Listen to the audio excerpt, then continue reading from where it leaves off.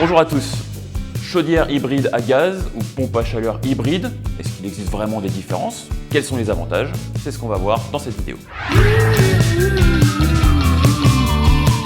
Quand vous cherchez à remplacer votre ancien générateur de chauffage, vous envisagez peut-être le mix énergétique. Vous avez raison. Le mix énergétique désigne simplement l'association d'une énergie fossile avec une énergie renouvelable. Il fait sens, surtout dans le contexte actuel, parce qu'il vous garantit une sécurité vis-à-vis du prix des énergies. Voilà donc un sujet qui mérite de décrypter les différentes solutions thermiques proposées et leurs avantages.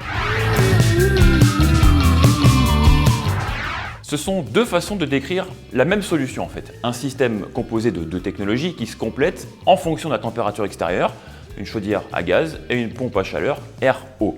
Cette composition est beaucoup plus performante que n'importe quel équipement indépendant parce qu'elle va utiliser tous les atouts de la pompe à chaleur et de la chaudière. Le principe est simple. Pendant les périodes d'extrême froid, vous vous chauffez au gaz et dès que les températures remontent légèrement, la pompe à chaleur prend le relais. Cela semble simple, mais comment cette technologie arrive à basculer d'un appareil à l'autre? Comment elle prend la décision de fonctionner au gaz ou en utilisant l'aérothermie? Une pompe à chaleur hybride gère son fonctionnement de trois façons différentes. Sur le coût de l'énergie, sur le COP de la machine, c'est le coefficient de performance, et selon l'émission de CO2. Décortiquons tout ça maintenant. Alors le principe est simple. Le système hybride compare le prix des deux énergies, gaz, électricité, pour choisir celui qui est le plus rentable pour vous.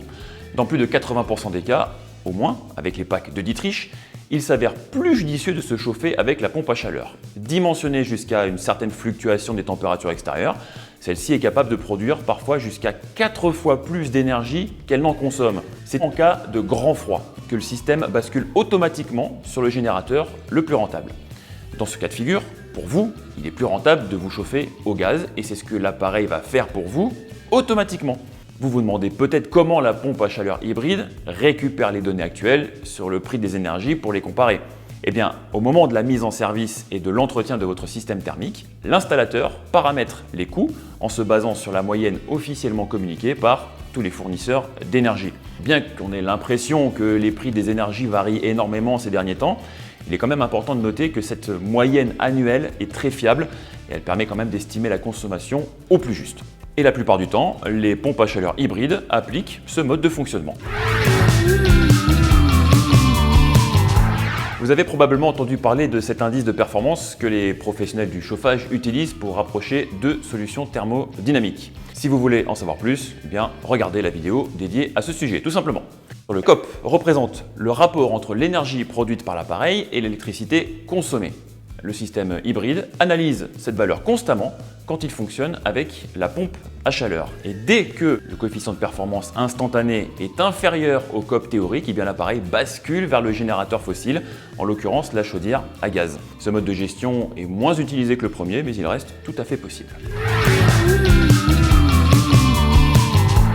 Alors on a déjà parlé du chauffage au gaz et à l'aérothermie, deux solutions qui sont déjà assez peu émettrices de CO2, donc forcément cette solution-là est un petit peu moins utilisée en France actuellement. En règle générale, plus la puissance de la PAC est élevée, moins l'appoint fonctionnera, mais plus l'abonnement électrique que vous devrez souscrire sera important et donc coûteux.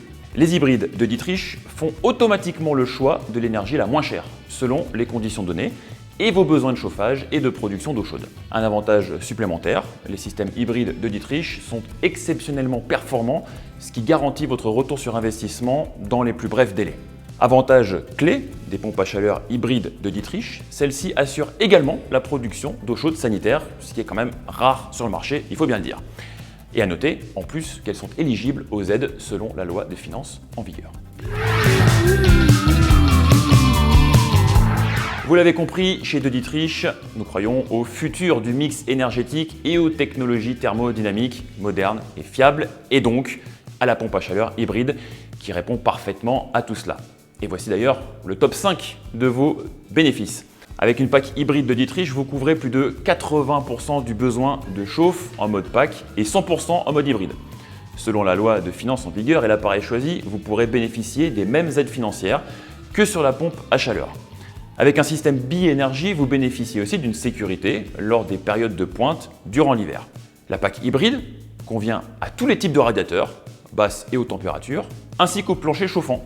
C'est certainement un gain d'argent et de temps non négligeable. Et puis il vous est possible de choisir entre les deux types d'énergie en cas d'augmentation des tarifs. Cette année, plus de 70% des aides mobilisées ont été octroyées à des projets de remplacement de chauffage, d'après les chiffres communiqués par l'Agence nationale de l'habitat. Vous pouvez donc, vous aussi, faire partie de ces milliers de Français qui ont entamé la rénovation énergétique de leur logement et participer activement à la transition énergétique.